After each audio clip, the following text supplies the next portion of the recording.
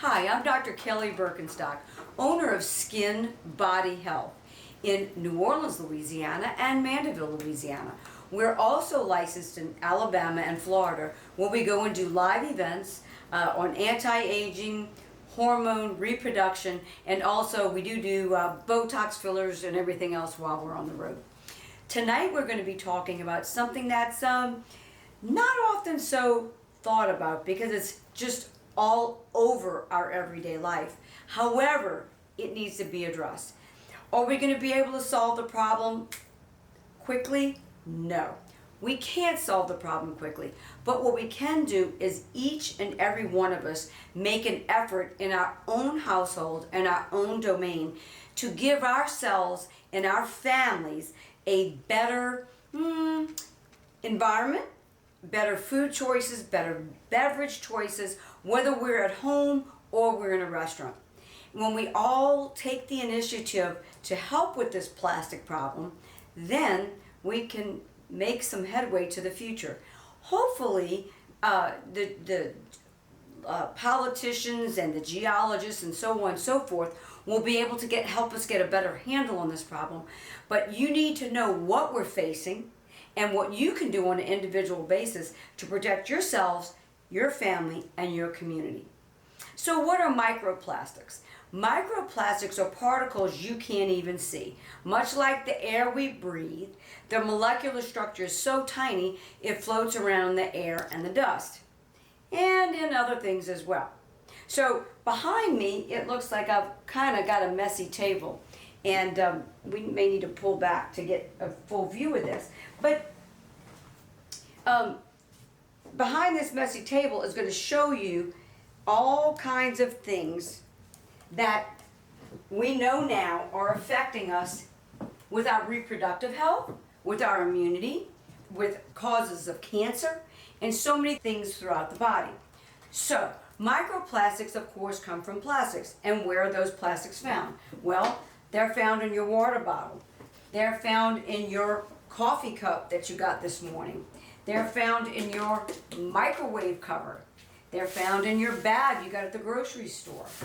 They're found in your gallon of, you spent a lot of money on the very best pH water, and they're also found in your cup by your bedside or in your car, in your plastic cup. So what's so bad about all these plastics? Well, you feel like you're not getting the problems from the tap waters, which can be problematic. However, as these waters sit in a plastic environment, the plastics in a micro texture elude little microplastic or tinier than can be seen particles into the water so that you wind up drinking something that's very dangerous. There's small water bottles as well. So we feel like we're doing something better. And if we go back one generation, there wasn't water bottles. It was tap water or there was huge water delivery bottle, but they didn't have these things that we rely on every day, all day. They're not safe. They're putting out microplastic structures and they're invading our food, invading our waters, and the water sitting in this bottle, there's solutes, solvents, and solution. And without getting too technical, those microscopic plastic particles are getting into your water, which you're then drinking. Well, how do we know this is a real thing? We can look at our produce, we can look at our fish, we can look at our seafood. So in the seafoods, the ones that filter the water the most, which are oysters and mussels, right? So the water is just filtered through these open shells, mussels, clams, oysters. They are by far the most entrenched with microplastic particles. Then when we eat oysters on the half shell, or baked oysters, or mussels, or steamed mussels, or clams, we're getting in a huge ingestion of microplastic particles. So the microplastic particles are these tiny plastics. They enter our body through food, water, and air.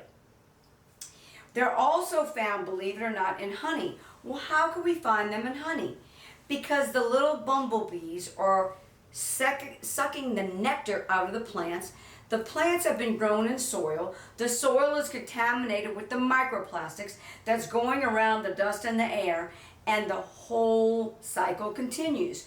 If you look on our website or on our channel tonight, you're going to see the picture of the life cycle of how plastics get into our food and water. So that picture shows you demonstratively where the plastics from either the water bottle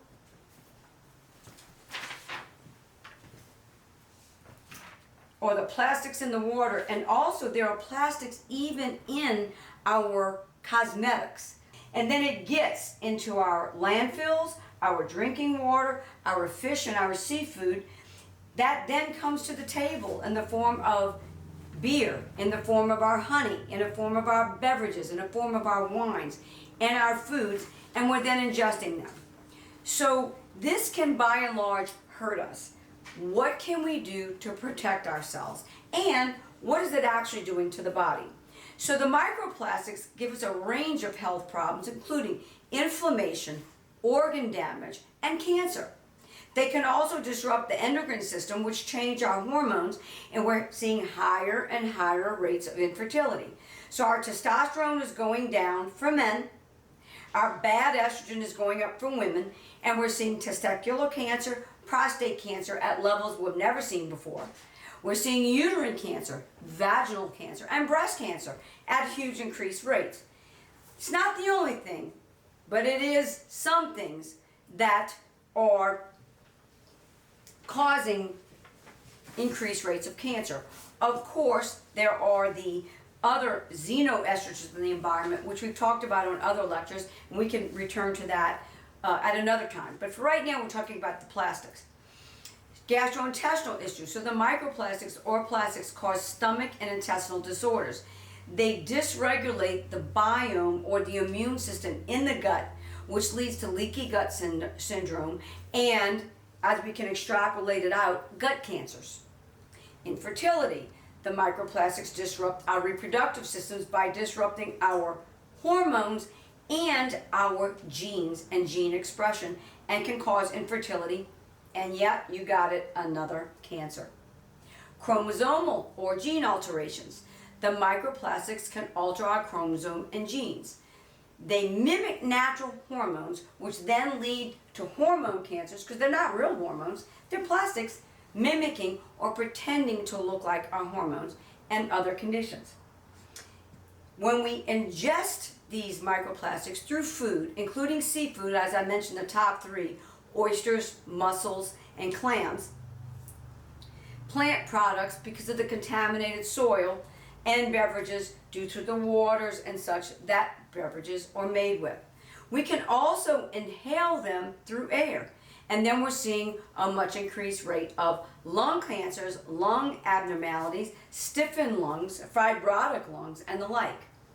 So what are some of the simple things we can do to reduce this exposure or detoxify ourselves? Let me stop for a moment and remind you, I'm Dr. Burkenstock, and our YouTube channel is Dr. Burkenstock Skin Body Health. If you've missed any of our previous webinars on anti-aging, hormones, skin health, gut health, and the like, and what we can do to rejuvenate not only the skin and the body and give you the best longevity and vitality, please go to our YouTube channel, Dr. Burkenstock Skin Body Health. That's Dr. Burkenstock Skin Body Health. If you're watching from TikTok or Instagram, please like and share us to be entered into our monthly drawing. This month we're giving out liver milk, which is a natural liver detoxification supplement to help rid you not only of plastics, but of any environmental toxin that you may have been exposed to. So please like and share us, whether you're on Facebook, TikTok, or Instagram. Be entered to the monthly drawing for our product of the month, which is liver milk. So let's talk about now what we can do to rid ourselves of some of these plastics that are invading our air, our water, our foods, our beverages, and everything we come into contact with. So number one, please avoid the water bottles, the plastic containers that our food or iced coffee might be served in. And when you're microwaving your foods, don't use a plastic cover. By all means, use a glass cover. So just buy a large enough glass cover to cover your plates at home or your dishes at home. And do not heat anything or reheat anything that's in a plastic container, because you're going to leach out those plastics right into your food, and then you're going to eat them. So we can't eliminate all plastics right now in our current society, but we can do the small things to enhance what we get naturally and to deter what we get unnaturally. Don't use a plastic cup. By all means, reach for a glass. Use the reusable straws like a metal straw or a paper straw, but never a plastic straw. If you're forced or you're in a situation where you've got to pick up a plastic bottle or what have you, go ahead and pour it into a glass. That's just going to lessen the amount, or some small amount, of the plastics that you ingest when you swallow. When you're going to get a coffee, by all means, get a coffee cup when you're at your house. Don't pour something into plastic just because it's quick and on the go. Take that extra minute to have your coffee out of a glass or ceramic apparatus, or even a steel, because that won't leach those plastics into your body. So our stainless steel cups or coffee holders are fine. They're good and won't leach, whether it's plastics or any other toxins, into your body. Glass, by far, is your favorite friend. You can cook in it, you can reheat in it, you can use a big one over your dishes to microwave. When you're using water, believe it or not, if you get water out of a faucet and put it through an osmosis filter or a anti-plastic filter, what have you, and then pull it in a glass apparatus or a glass container, you are getting less chemicals and environmental toxins than if you pick up a water bottle.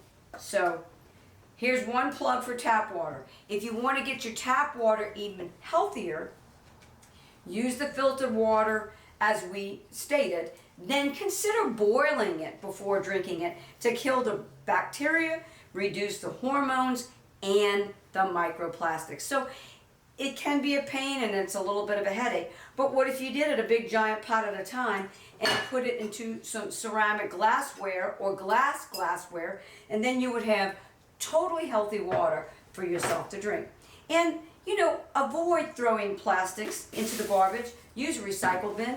And if you get a bunch of these plastics when you go to the grocery store, you've gotten them. You've forgotten to bring your box or your cloth bag. What can you do? Well, at least reuse them. Use them as a garbage bag. Fill them up, as opposed to just stuffing 50 of them and throwing them into the trash. At least get one more use out of them and help the environment that little bit. So recycle plastic items where possible. Avoid throwing those plastic bags and bottles into the trash, where they end up in landfills and waterways, which then complete the cycle of continuing to contaminate our fish, our seafoods, our landfills, and our salt. Sometimes we forget about that. Salt is gotten from the ocean. So if the ocean's contaminated with all of these toxins from plastic, from birth control pills, and the like, guess what gets into our salt? These toxins that we then have to try to get rid of. Reduce seafood consumption. Go for the fish or the lobster or the crab. They still will have some plastic particles, but much better than the oyster or the mussel and the clam. Consider reducing your seafood intake altogether if you can. Avoid microplastics in cosmetics. Read your labels. Look for microplastic free or exfoliant free, and or use the Yucca app or Yucca app, depending on how you pronounce it. Y-U-K-A. It's a little orange carrot. It's a free app. It's on all of your app stores, and it will tell you at a moment's glance when you put up a barcode to any makeup, any cleanser, any moisturizer, and any food item. It will tell you what it contains, and it's just one, although it's not perfect, it is a step closer to making sure that you're eating and putting on and in your body the most natural things that are possible. So use glass, as we said, or ceramic cookware. Avoid microwaving or cooking food in plastic containers. Use glass or ceramic instead. Vacuum regularly. Vacuuming your home frequently removes microplastics that have settled into the dust. Choose natural fibers. When you're picking out clothing, go for cotton, wools, and linen. They shed fewer microplastics than synthetic materials. When you're washing your clothes, wash in a mild detergent that doesn't have a lot of suds, and when possible, air dry. Air dry is always better than putting your clothes into an automatic dryer, although we do understand that that's so much more convenient. So the body will absorb microplastics, whether it's through the nose or the mouth, inhaling, whether it's ingesting, swallowing, or even if it's put on or near the skin. Support your policies in your community that reduce microplastic pollution. One thing you can do is eat natural. Get your cucumbers, your apples, and your oranges. And yes, we know there are some microplastics in the soil, but that's a heck of a lot better than getting something in a bag, plastic bag or a box, like a microwavable dinner that's going to put plastics directly into the next forkful of food that you eat.